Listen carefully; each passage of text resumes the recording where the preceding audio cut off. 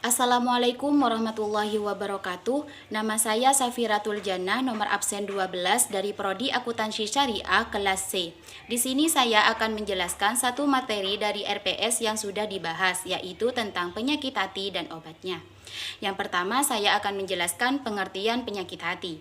Penyakit hati adalah perasaan tidak enak yang muncul dalam diri manusia yang menyebabkan hatinya menjadi tidak tenang, gelisah, dan was-was. Dengan kata lain, penyakit hati adalah suatu penyakit yang menyebabkan perasaan tidak enak dalam jiwa seseorang yang diakibatkan karena adanya bisikan setan dan hawa nafsu yang membuat seseorang menjadi hatinya keras seperti batu dan mungkin hatinya menjadi mati.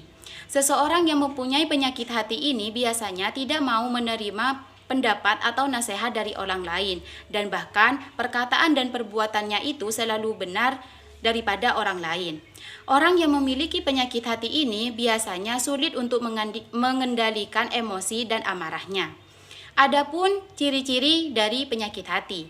Penyakit hati memiliki ciri-ciri sebagai berikut: suka marah-marah, sulit mengendalikan hawa nafsu, tidak mau bersyukur, selalu mengeluh terhadap masalah, suka meremehkan orang lain, suka atau senang melihat orang lain yang susah, suka mengadu domba orang lain, dan cinta terhadap dunia secara berlebihan.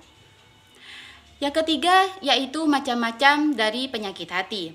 Yang pertama adalah ria. Ria disebut dengan pamer. Pamer di sini memiliki arti bahwa memancing perhatian orang lain agar dinilai baik. Contoh realitas kekiniannya yaitu ria dalam berpakaian. Misalnya, memakai pakaian yang menutup aurat agar dilihat atau dipandang oleh orang lain bahwa kita adalah orang yang muslimah atau orang yang solihah. Tetapi tujuan dalam hidupnya yaitu hanya ingin dipuji oleh orang lain, bukan diniatkan untuk Allah Subhanahu wa Ta'ala. Yang kedua adalah ghibah. Ghibah memiliki arti yaitu membicarakan kejelekan seseorang atau aib seseorang walaupun aib tersebut sesuai dengan realita kenyataannya. Contoh realitas kekiniannya yaitu membicarakan keburukan orang lain baik secara lisan maupun tulisan di media sosial.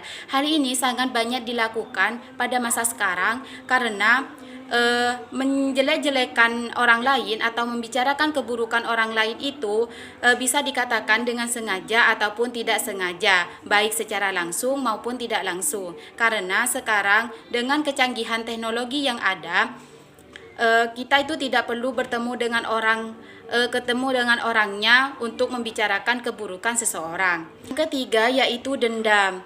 Dendam adalah suatu kondisi di mana kita menginginkan orang lain yang berbuat salah kepada kita mendapat balasannya. Contohnya seperti teman kita berbuat salah kepada kita, tetapi kita sudah memaafkannya. Tetapi di dalam hati kita masih berniat untuk membalas semua perbuatan yang dilakukan oleh teman kita karena sakit hati dan tidak terima atas perbuatannya. Yang terakhir adalah obat penyakit hati. Obat penyakit hati ini di antaranya yang pertama, menyadari bahwa apa yang kita miliki saat ini adalah titipan dari Allah Subhanahu wa Ta'ala. Yang kedua, mendirikan sholat malam. Yang ketiga, banyak berkumpul dengan orang-orang yang solih atau orang-orang yang beriman. Yang keempat, memperbanyak puasa dan berzikir. Dan yang kelima, sering-seringlah membaca Al-Quran dan juga maknanya. Mungkin itu penjelasan dari penyakit hati. Apabila ada kata yang salah, mohon dimaafkan. Wabillahi taufiq wal hidayah. Wassalamualaikum warahmatullahi wabarakatuh.